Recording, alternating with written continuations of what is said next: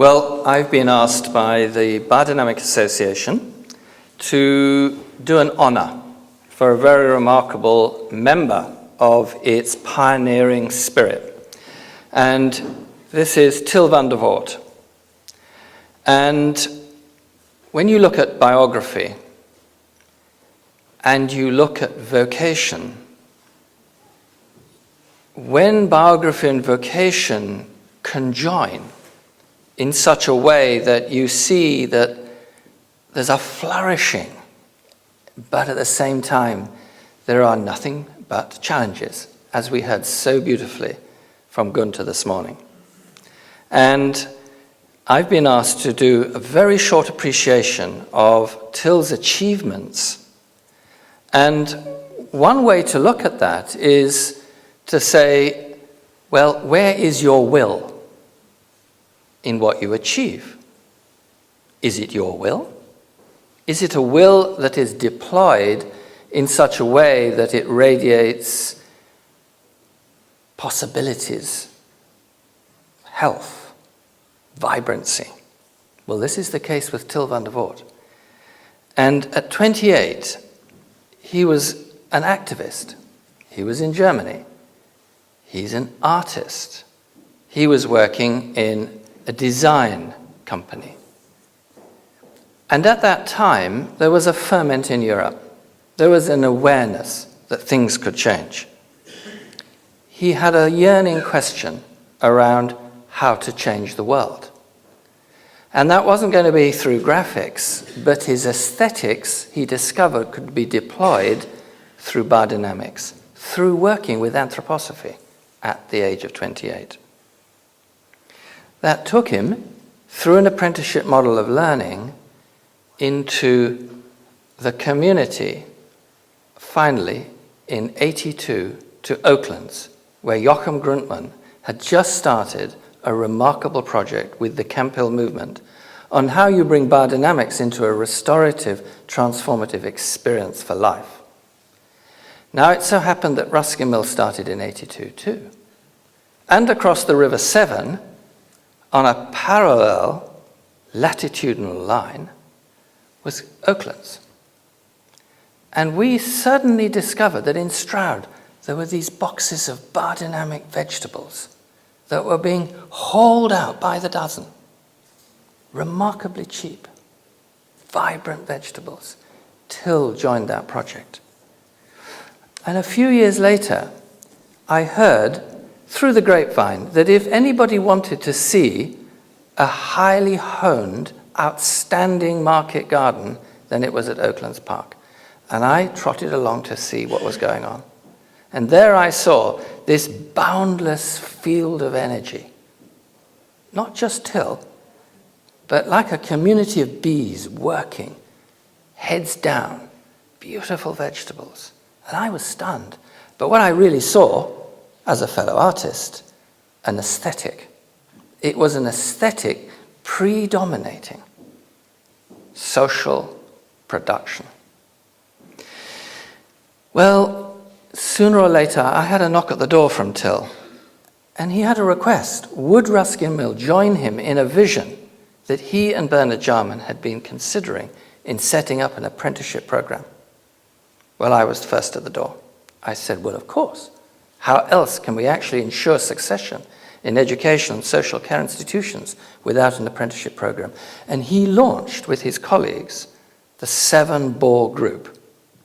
And that was an affiliation of Campbell communities, Callisto, Ruskin Mill, and the biodynamic movement put on what is actually now a thriving apprenticeship program that many of our young people that we heard during this weekend are still taking part in. It, in fact, has grown the biodynamic movement, that initiative. So in the appreciation of biography, we need to look at, is your will deployed in such a way? Is it a weekend will, or is it a cultural shifting will? Tyll's will is a cultural shifting will. Well, it goes on. After that, there was a bit of a rumble in the press. And as I read out my Guardian in the morning, I saw Oaklands Park with Tyll at the helm defying DEFRA. And he had refused to allow a government agency to come in and slaughter the cows.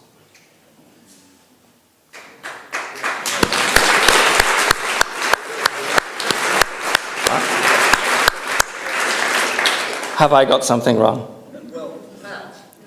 Thank you. Pat, she was the forefront. Thank you. A woman in charge.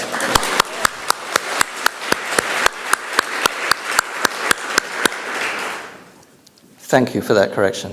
Apologies, Pat. So, across the water in the Guardian, I followed this on a national level, and here was a resilient community saying no. And they got away with it. Remarkable. So there is a community action. So it goes on.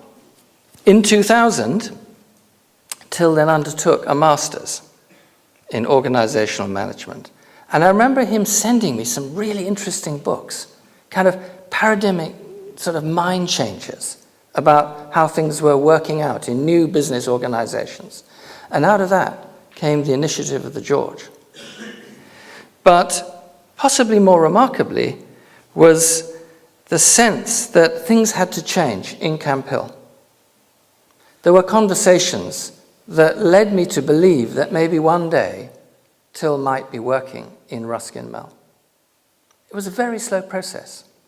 And as these conversations took place, then an opportunity arose when Clairvaux, a project in collaboration with Ruskin Mill, took place in Darlington.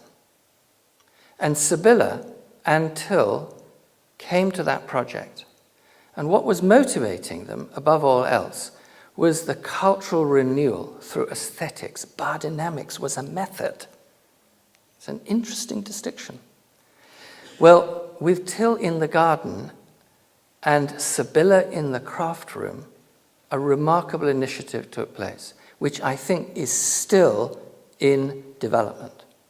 It was a young teenagers' mothers program. And these teenage mothers came from Darlington, and they were about to have their bambinis requisitioned by social services because their babies were at risk. They came over and into the garden and into the workshop as a collaborative measure with Tyll and Sibylla. Within 6 weeks, these little babies had been taken off the risk register.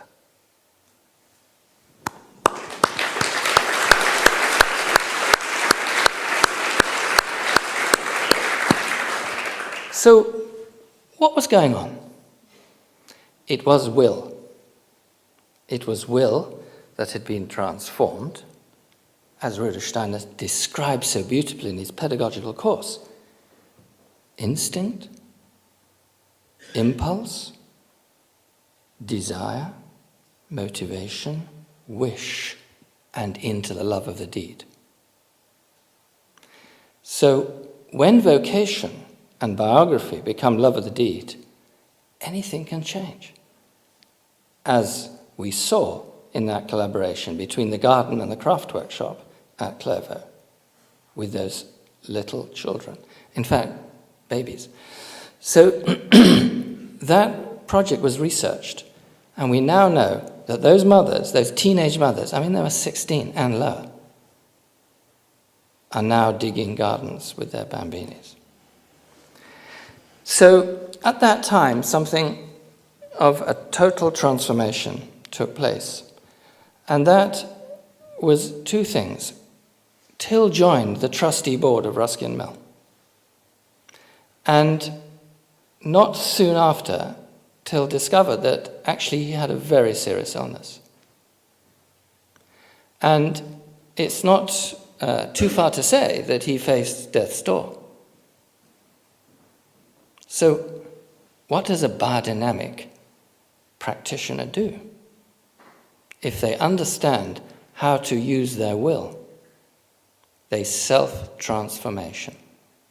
They go into self-transformation. And it's one of the most humbling experiences to see somebody to apply their life's vocation to themselves so deep internally that the will of the activity of the vegetables that you grow yourself and for the community is part of the healing process.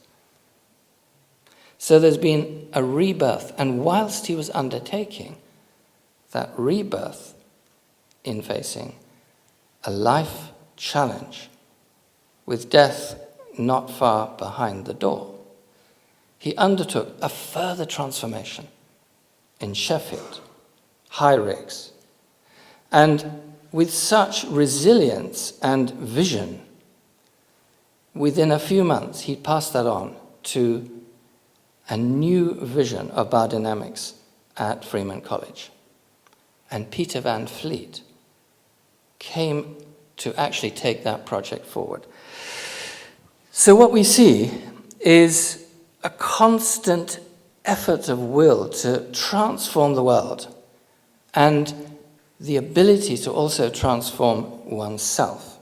And you will agree that he is a living example of vibrancy and quality in that respect.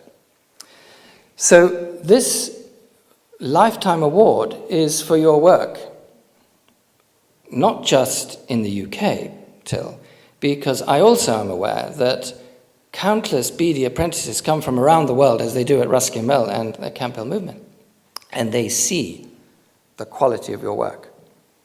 So on behalf of the Biodynamic movement, I'd like to give you this gift, but just before I do, the question is, well, what next? As you may know, Tyll and Sibylla are on a life's journey, going around Europe. And who could better, both in their vocation and their biography, start to share that transformative experience, both inwardly and outwardly? So I've invited Tyll to come to the field center and have conversations with Dr. Axel Hugo, who is the coordinator of research, to see how his biography and vocation can contribute to the renewal of culture and aesthetics through biodynamics in a research context.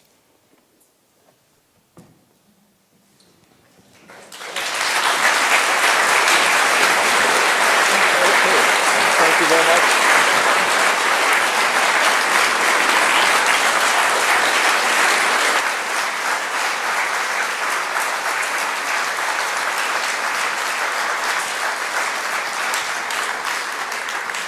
Okay, so I was asked, well, that was quite an accolade. Thank you, Aonghus.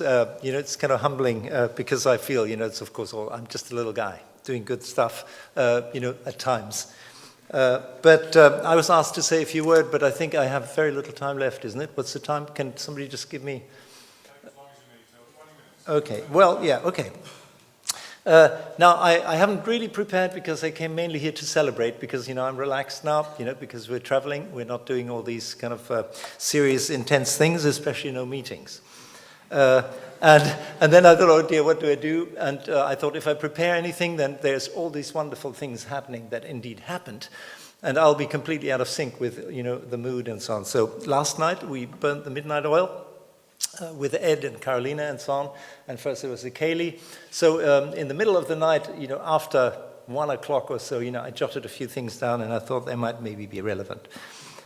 First thing is, don't expect too much because I would love to do it like 2.5 years or something like that ago. I went with Reg to the Albert Hall, where he dragged me to see the Dalai Lama. And the Albert Hall was packed to the last seat.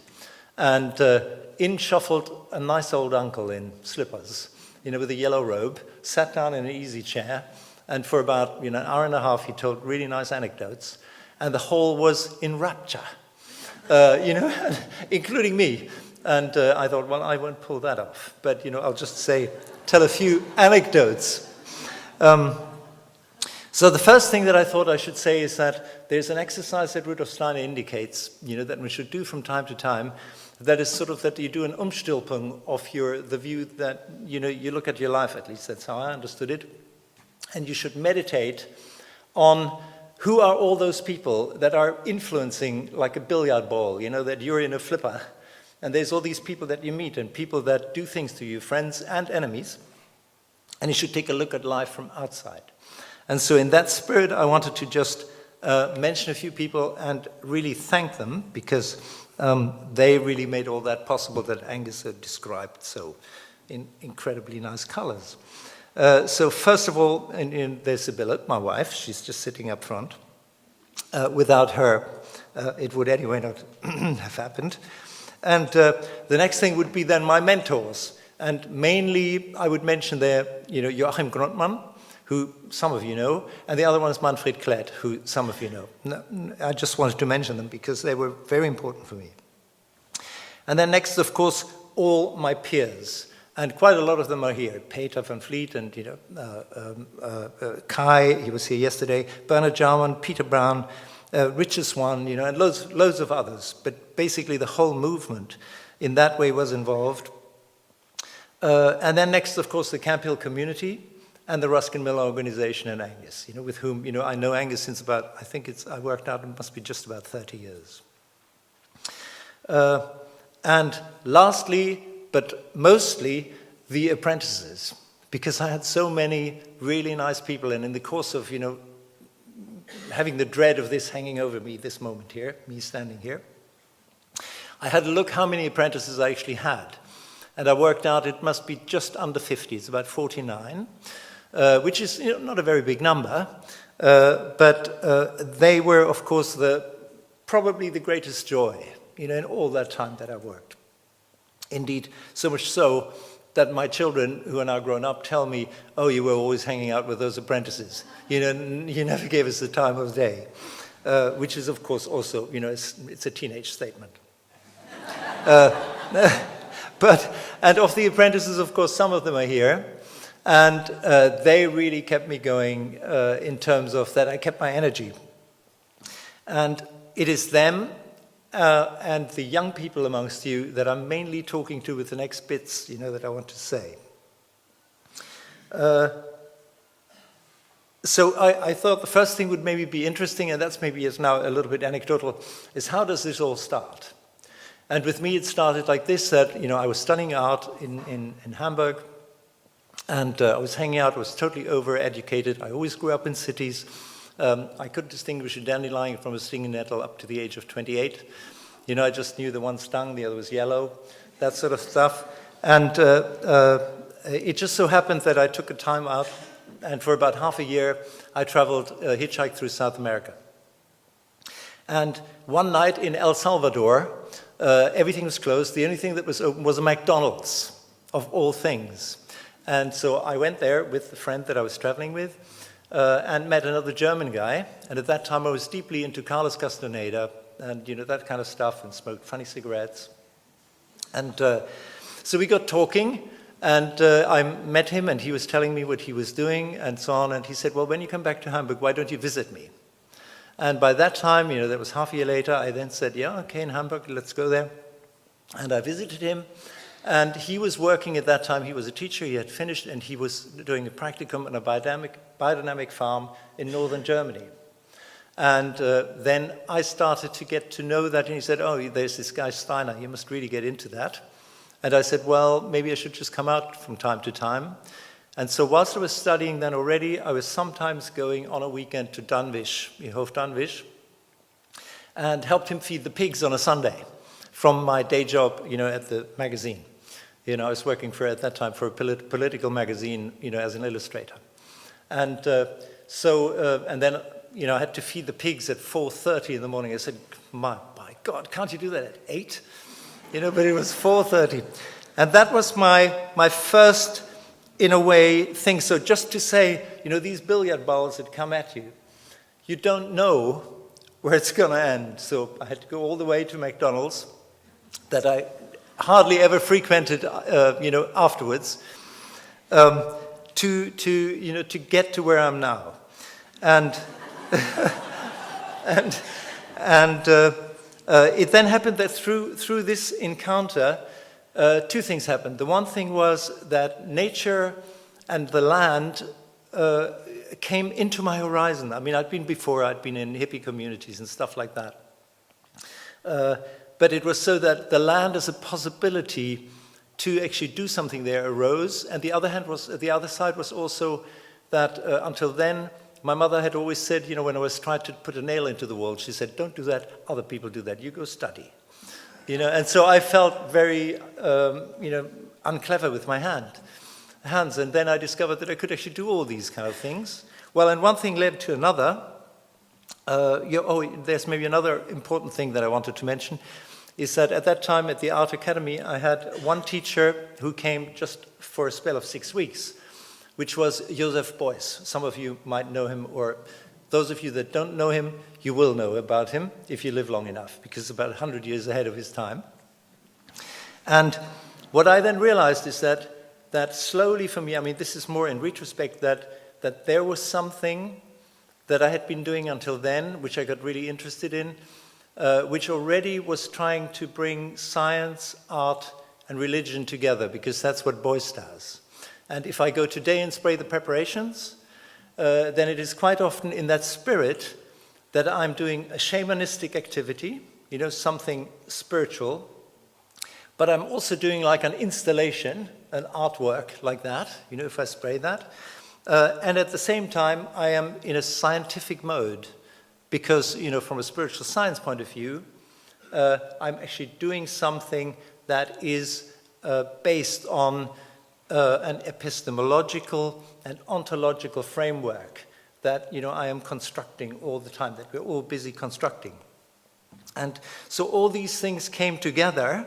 And then Sibylle, my wife, and I had our first child, and we thought, anyway, you can't bring up, we were very muesli at that time, and we thought, you can't bring up a child in the city and so on, and one thing led to another, and we left our very well-paid positions, and we made off into a land commune, and I won't bore you with all the experiences, it was very funny that we had, and it ended up with me saying, because we went to a land commune and we worked with people, the people there were all either professors of law or artists and so on, and they said, well, you just do the garden, anybody can do that.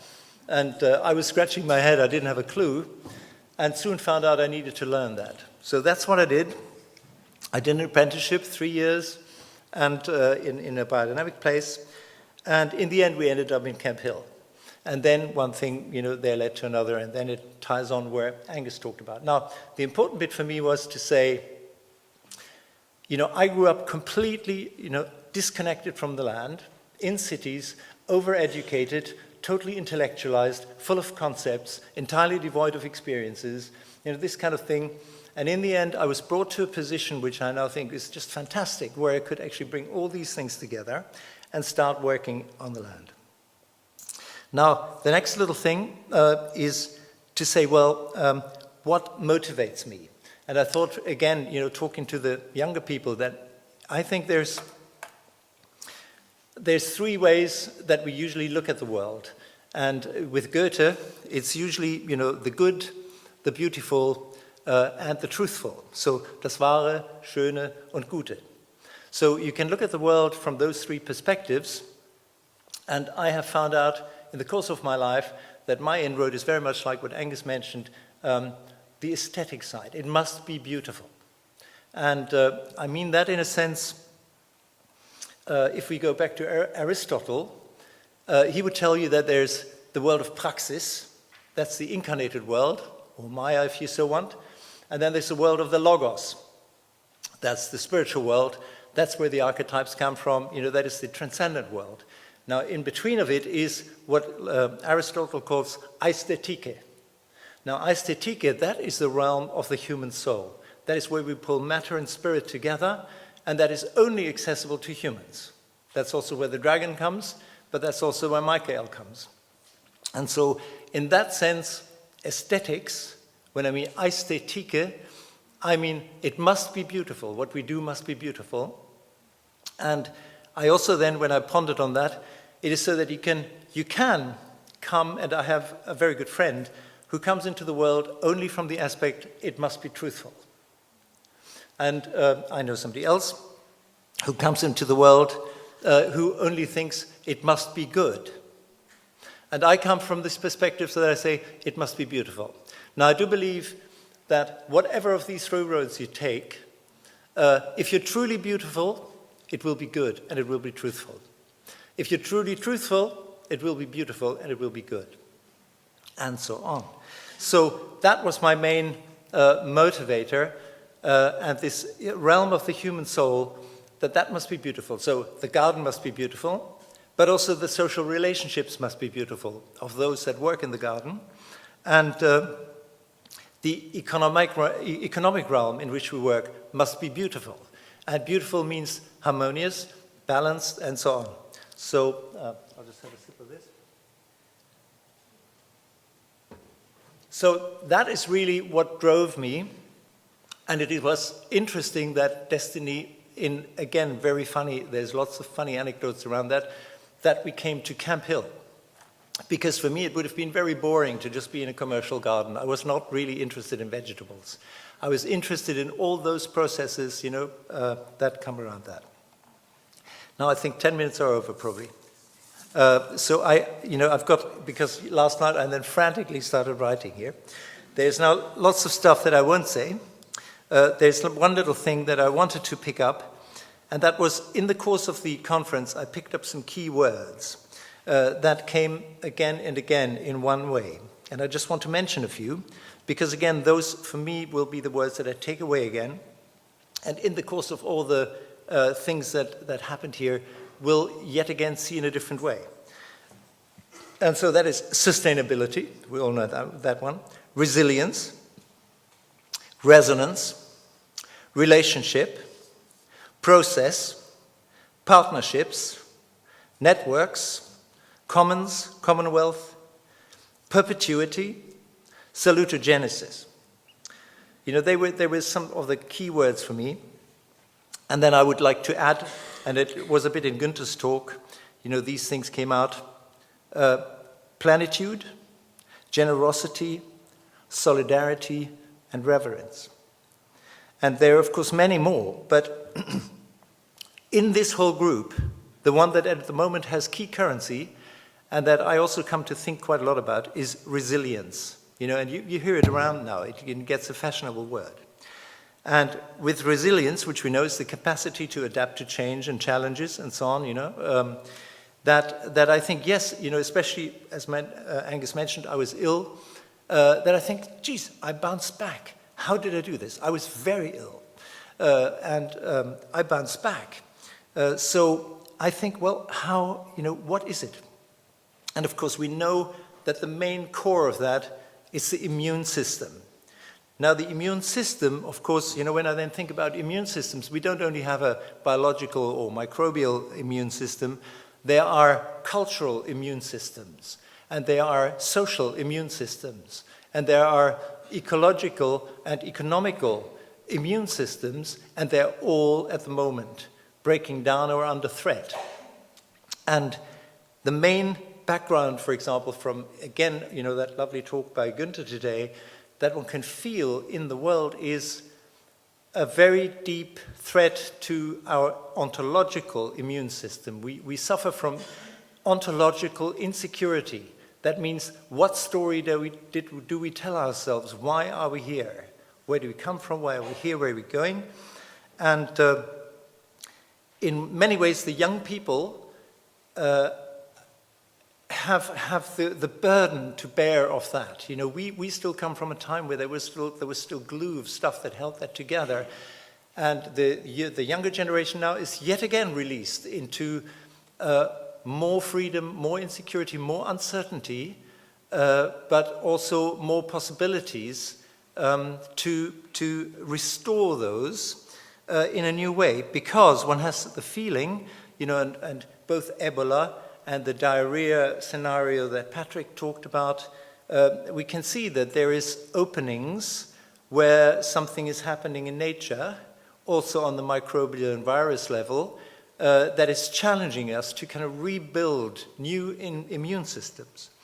And so we have to strengthen them. And, as just one example that I really like that from Patrick when he was comparing his way of thinking of the soil as a stomach, and then, trying to kind of juxtapose that with Steiner's idea of the soil as the locus of the head of the plant, and how he was struggling to say, well, how is that? And I think that's, if you have a good immune system, let's say in terms of looking, in this case, maybe an intellectual or spiritual one, then you can hold that double picture and have what I think today is most needed than most other things, and hold sort of a space of radical indeterminacy, so that you have an anchor, you know where you're standing, but you are open to new things and new juxtapositions, and you can hold that tension. If you have an unhealthy or a broken down immune system, that will kill you. That controversy will kill you. So I just thought that was something that I thought would really be important for me to mention, because I have really physically experienced this and feel, funnily enough, almost better than I did before. Not quite, because I'm not quite the same, but it is just amazing. And greatly thanks to my wife and the carrots.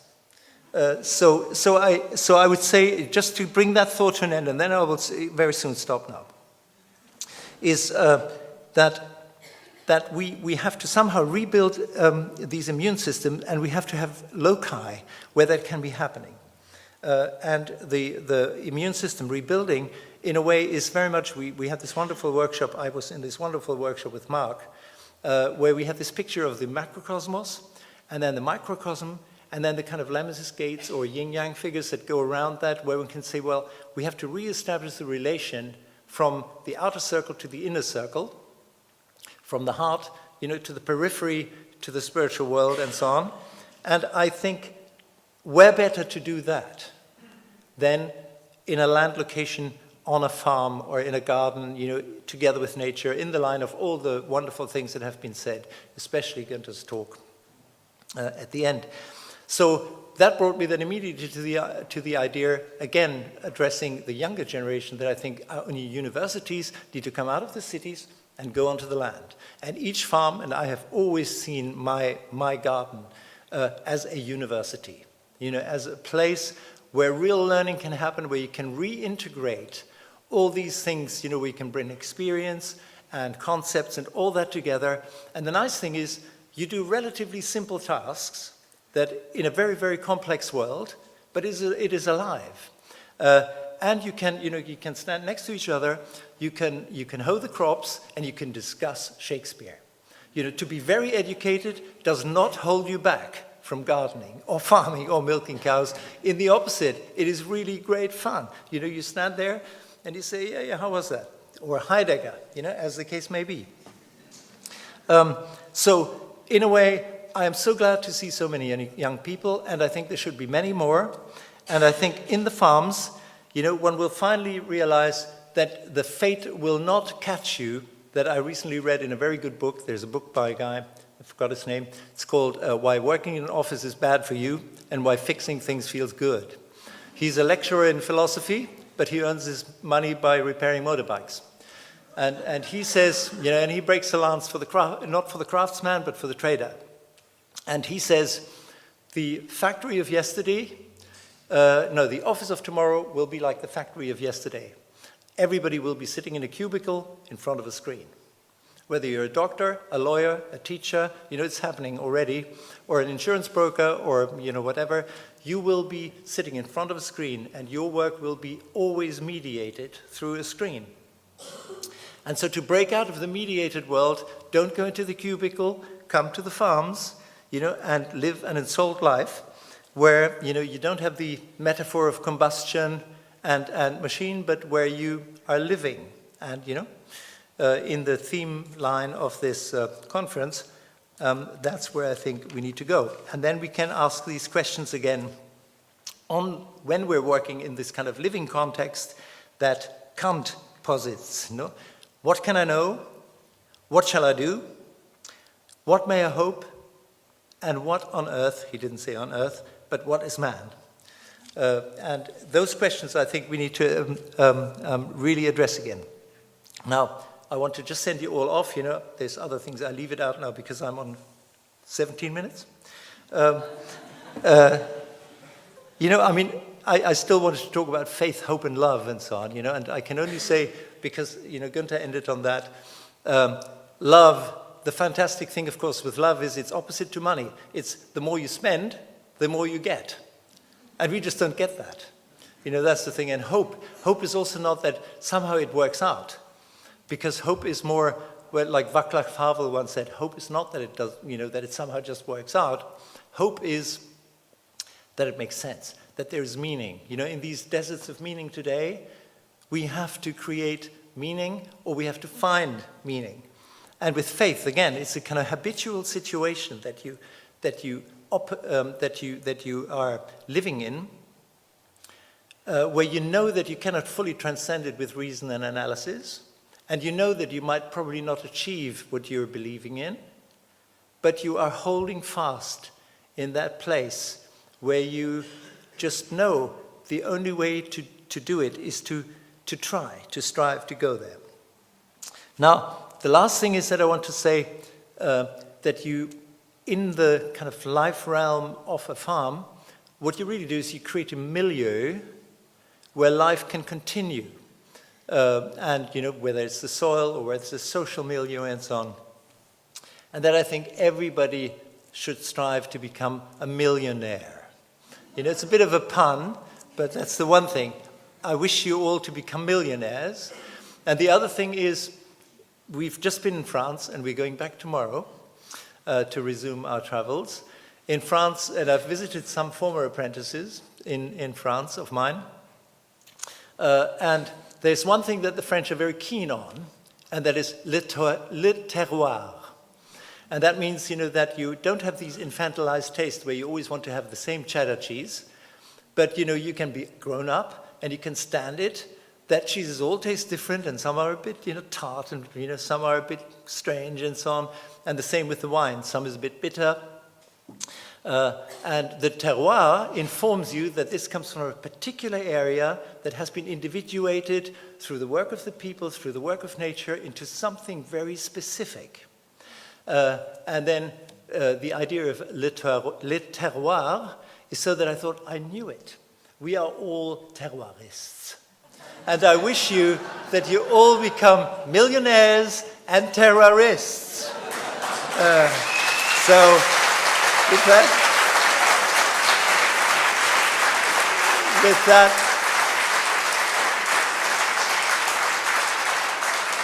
that thought in mind, I salute you in a way with a Whitmanesque greeting, which I cooked up. I thought, first of all, you're the seeds, and then secondly, you should all be very radical souls and athletes of the heart and acrobats of the imagination.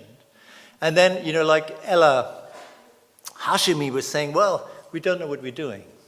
And then I say, you don't really need to worry about what you're doing, whether you really know what you're doing. What I would say is, be alive.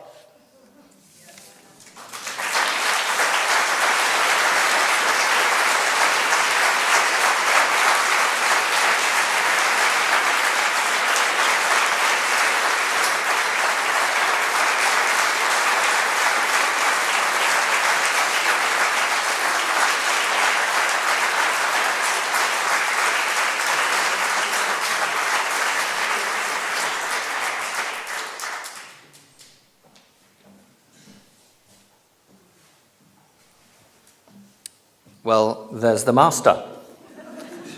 So thank you, Tyll. I'm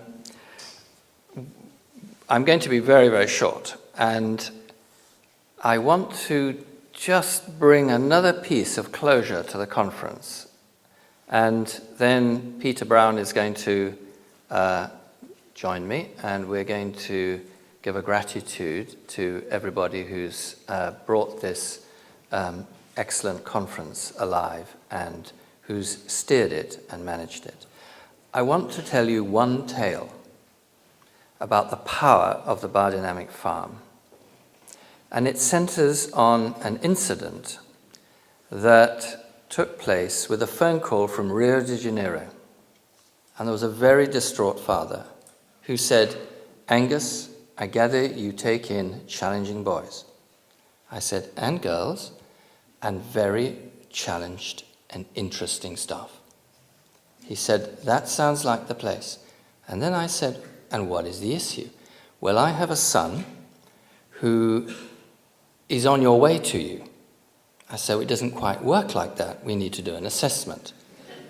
I said, "Is he on a boat from Rio de Janeiro?" He said, "No, he's in Kent, but I'm in Rio de Janeiro." And I said, "Tell me the story." He said, "Well," and I make no apologies to everybody about this story. He said, "Well, my wife and I had a dispute. She's in Kent and I'm in Rio de Janeiro.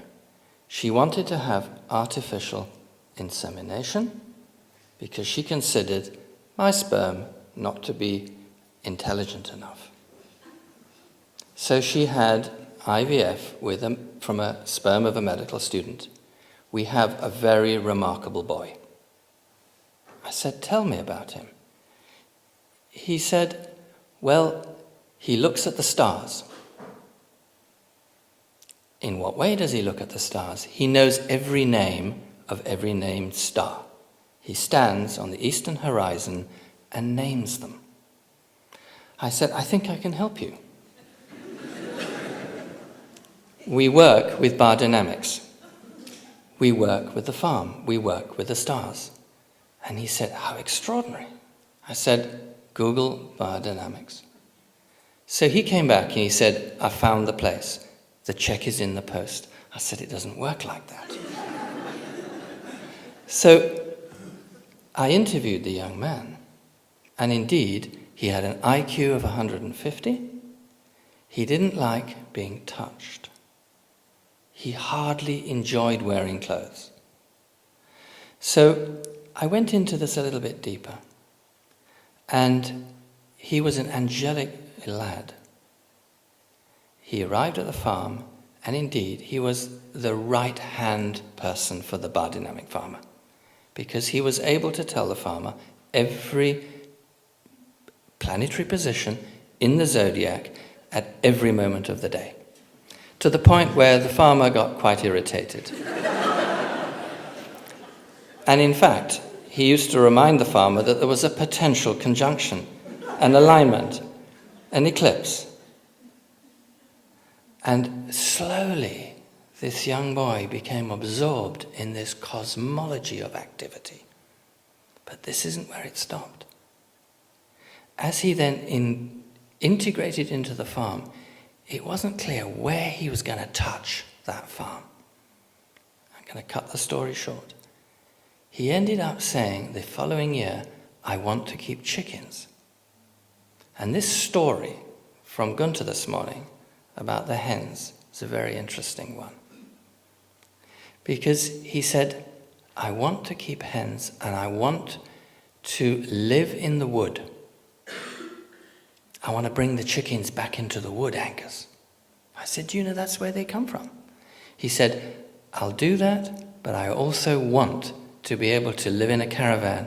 I said, "Why?" "Because I want to hear the birds patter on the caravan roof in the morning." So I realized we got him from the cosmos down onto the caravan roof. We then got him out of the caravan roof and into the woods, and he kept his chickens. And about 18 months into this program, I woke up one morning and I thought, do you know, the farm organism has done the most remarkable reparation, because the thing he told me he enjoyed was the way he would put his hands under the chicken and find the warm eggs. Do you get it?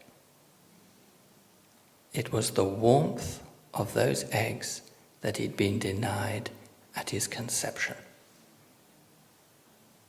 He'd had a cold conception.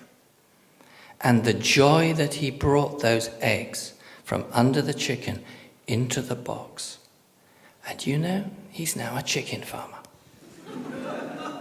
And he's an outstanding chicken farmer. and he understands biodynamics.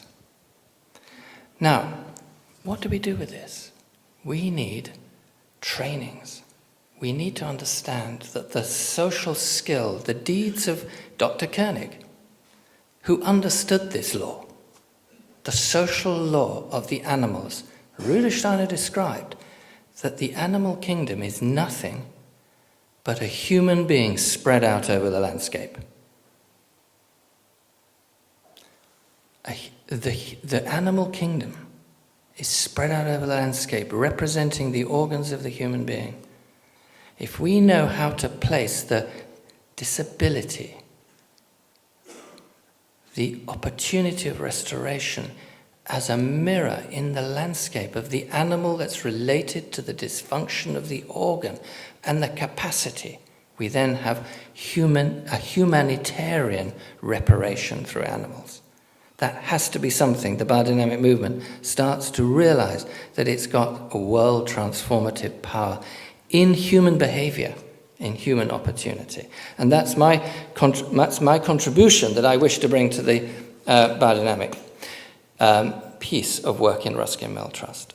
And then I want to finish by saying, so impassioned I'm about this, that the biodynamic movement can offer education and social care, the solution, at vastly half the cost of what we pay at the moment, that we're launching a new master's in precisely this area of work with another university that starts to understand the power of being able to reflect back into that. So if you're interested in that, please come and see me.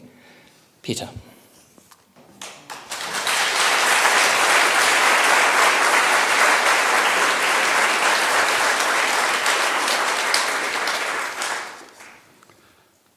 I don't hear any tummies rumbling yet, but I'm sure they are. What does one say? We opened this on Thursday evening, and it's been a very, very rich time. And I'm not going to start reflecting on that. I think we're all going to go away and reflect for ourselves. But I would like to say some thanks. Thanks to our speakers, who have been absolutely amazing and taken us all on a journey. And I think the speakers themselves, having spoken to them, they also feel like they're on a journey, so we're actually all on a journey together. And that means that you are a very, very important part of this as well, because you've been incredibly appreciative and part of it. It feels like there is not really a difference between the speakers and the audience. I'd like to thank the Glasshouse College for hosting this here, for allowing us to use this amazing space, for the technicians that have made this all work so well, for Rory and his team in the kitchen. We'll have to thank them when we go for our lunch now, but I think we've had amazing food. For the stewards of making sure that we know where the fire accident is and all the other things they've been doing to help and guide people. To the 2 farms for hosting our visits, such a lovely way. To the artists in residence, who I hope you've all had your little booklet. If not, you must still fetch one. And lastly, to the team, the small team that held and prepared this conference, and that is Jess, and that is Ed Berger, and Mark Moody, and Richard Swan. And of course, there's been many, many others contributing into that, but they've been the one that have given you the experience. So I think with that, maybe we just have a clap of appreciation for Good. everyone. Thank you.